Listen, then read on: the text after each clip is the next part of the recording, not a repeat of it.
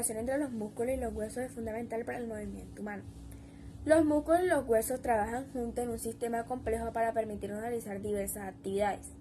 El papel de los huesos: estructura y soporte. Los huesos proporcionan la estructura y el soporte para el cuerpo, permitiendo la movilidad y la estabilidad. Punto de encaje. Los huesos sirven como punto de encaje para los músculos, permitiendo que se contraigan y se relajen para producir movimiento. Protección. Los huesos protegen los órganos internos y el sistema nervioso. Papel de los músculos: contracción y relajación. Los músculos se contraen y se relajan para producir movimientos, permitiendo que los huesos se muevan en relación con otros. Fuerza y estabilidad. Los músculos proporcionan la fuerza y la estabilidad necesaria para realizar actividades como caminar, levantar objetos o sonreír. Control y coordinación. Los músculos trabajan juntos para controlar la coordinación, los movimientos, permitiendo una acción precisa y eficiente. ¿Cómo trabajan juntos? Sistema musculoesquelético. El sistema musculoesquelético, sistema que combina los músculos y los huesos para permitir el movimiento y la estabilidad. Movimiento articulado. Los músculos y los huesos trabajan juntos para permitir el movimiento articulado, es decir, el movimiento de las articulaciones, que conectan los huesos. Coordinación nerviosa. El sistema nervioso coordina la contracción y la relajación de los músculos para permitir movimientos precisos y eficientes. Ejemplos de actividades que requieren la coordinación de los huesos y músculos. Caminar requiere la coordinación de los músculos de la pierna, los huesos del pie y las articulaciones de la cadera. Levantar objetos. Levantar objetos requiere la coordinación de los músculos de los brazos, los huesos del hombro y las articulaciones del codo. Sonreír. Sonreír requiere la coordinación de los músculos faciales y los huesos de la cara, las articulaciones de la mandíbula. Explica la diferencia entre esqueleto axial y esqueleto apendicular. ¿Qué huesos componen cada uno de estos dos componentes principales del esqueleto humano? Bueno, la diferencia es que el esqueleto axial es el eje central del cuerpo y está formado por los huesos de la cabeza, cuello y tronco, mientras que el esqueleto apendicular está formado por los huesos de los miembros superiores e inferiores. ¿Qué proteínas intervienen en la contracción muscular y cómo lo hacen? Las proteínas que intervienen en la contracción muscular son la actina, la miosina, la titina, la tropinina y la tropomicina. Y les voy a hablar sobre la diferencia del endoesqueleto y el exoesqueleto. El endoesqueleto es un esqueleto interno de un humano o de cualquier animal, mientras que el exoesqueleto es de naturaleza externa. El endoesqueleto tiene huesos que sostienen el cuerpo desde adentro, pero el exoesqueleto no tiene huesos. El endoesqueleto es un esqueleto interno que está formado por huesos y cartílagos. Proporciona soporte y protección a los órganos internos. Ayuda a distribuir líquidos por todo el cuerpo. Mantiene los huesos fuertes para que puedan soportar el peso. El exoesqueleto es un esqueleto externo que está formado por placas o tubos. Protege la superficie exterior del organismo, permite el movimiento a través de músculos adheridos a su interior. Se crea mediante un tipo especial de muda llamada ecdisis. Ahora les voy a hablar de las funciones de la médula ósea roja. Produce glóbulos rojos, también llamados hematíes o eritrocitos. Transportan oxígeno a las células.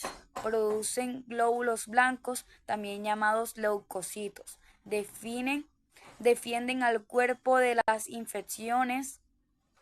Produce plaquetas, evitan las hemorragias formando coágulos en las heridas.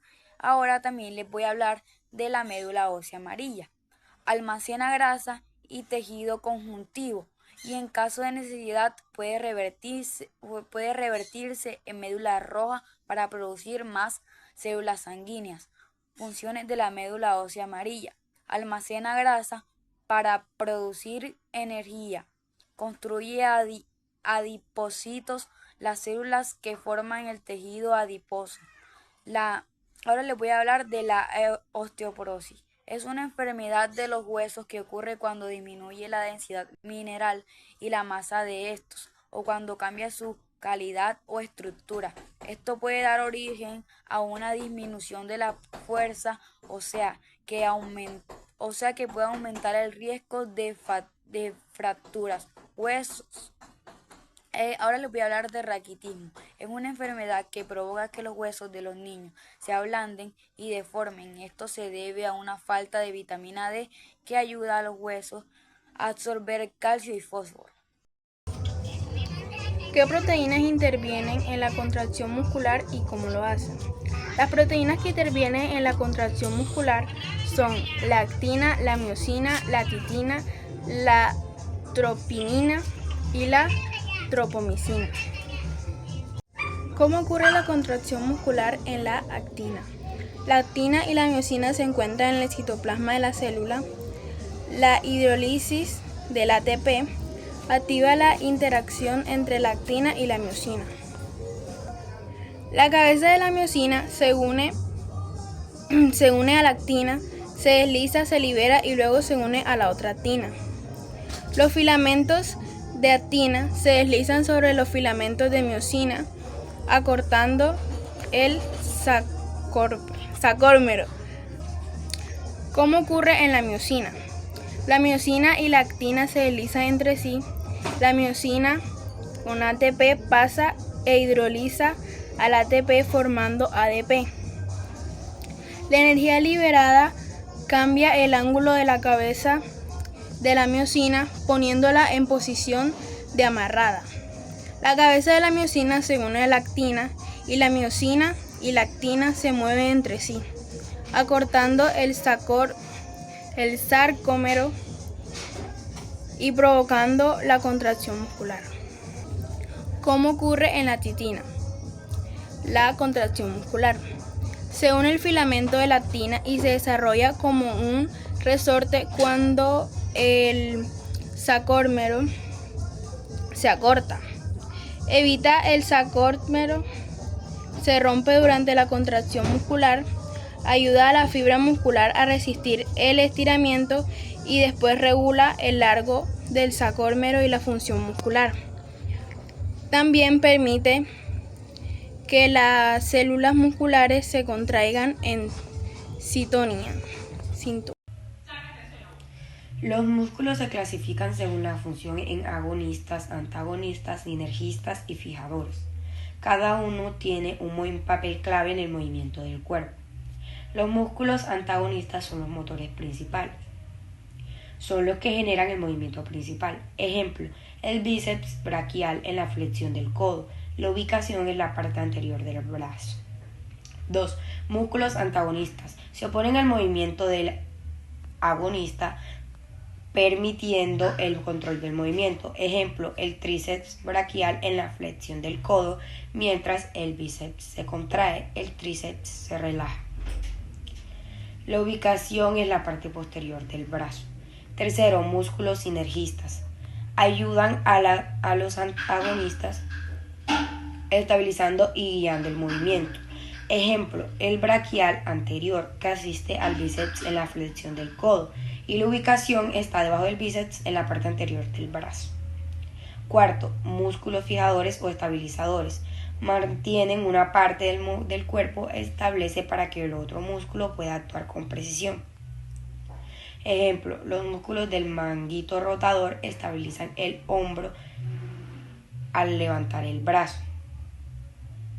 Y la ubicación es alrededor de la articulación del hombro. Si fueran elásticos en lugar de resistentes al estiramiento, probablemente se producirían cambios significativos en la función de movimiento del ser humano. Consecuencias positivas. Mayor flexibilidad. Los tendones elásticos permitirían una mayor flexibilidad y movilidad en las articulaciones, lo que podría ser beneficioso para las actividades que requieren un rango de movimiento amplio, como la gimnasia y la danza. Menos riesgo de lesiones. Los tendones elásticos podrían absorber mejor los impactos y las tensiones, lo que podría reducir el riesgo de lesiones de los tendones a las articulaciones. Consecuencias negativas. Pérdida de estabilidad. Los tendones elásticos podrían hacer que las articulaciones fueran menos estables, lo que podría aumentar el riesgo de lesiones y reducir la capacidad para realizar movimientos precisos. Dificultad para mantener la postura. Los tendones elásticos podrían hacer que fuera más difícil mantener la postura correcta, lo que podría llevar a problemas de espalda o otros trastornos musculoesqueléticos. Alteraciones de la biomecánica. Los tendones elásticos podrían alterar la biomecánica del movimiento, lo que podría afectar la eficiencia y la efectividad de movimiento. Posible problema de control de motor. Los tendones elásticos podrían hacer que fuera más difícil controlar los movimientos, lo que podría afectar la coordinación y el equilibrio. Aplicaciones en función muscular. Cambio en la función muscular. Los tendones elásticos podrían requerir cambios en la función muscular, lo que podría afectar la fuerza, la velocidad y la resistencia muscular. Adaptaciones en la estructura muscular. Los tendones elásticos podrían requerir adaptaciones en la estructura muscular, lo que podría afectar la organización y la función de las fibras musculares. La sanación de fractura es complejo e involucra varias etapas. A continuación te presento una descripción general de cómo sana una fractura. Etapas de proceso de sanación. Inflamación. Después de la fractura, el cuerpo responde a una reacción inflamatoria que incluye el aumento del flujo sanguíneo, la liberación de las citocinas y la activación de células inmunes. Formación de hematoma. El hematoma se forma cuando el tejido óseo y los vasos sanguíneos se dañan, lo que lleva a la acumulación de sangre en el sitio de la fractura. Formación de tejidos de granulación. El tejido de granulación se forma cuando las células inmunes y fibroblastos comienzan a reparar el daño, produciendo un tejido nuevo y rico en vasos sanguíneos. Osteogénesis. La osteogénesis es el proceso por el cual la célula ósea comienza a producir nuevos tejidos óseos y que deposita en el sitio de la fractura. Consolidación. La consolidación es el proceso por el cual el nuevo tejido óseo se integra con el tejido óseo existente, formando una unión sólida. Remodelación. La remodelación es el proceso por el cual el tejido óseo se reorganiza y se adapta a las fuerzas mecánicas, lo que lleva a la formación de un hueso más fuerte y resistente. Factores que incluye en el proceso de sanación. La edad. La edad puede afectar el proceso de sanación, ya que los huesos de un adulto mayor pueden ser más frágiles y tienen menor capacidad de reparación. Nutrición. La nutrición adecuada es esencial para el proceso de sanación, ya que los nutrientes como el calcio, el fósforo y la vitamina D son necesarias para la formación de tejidos óseos.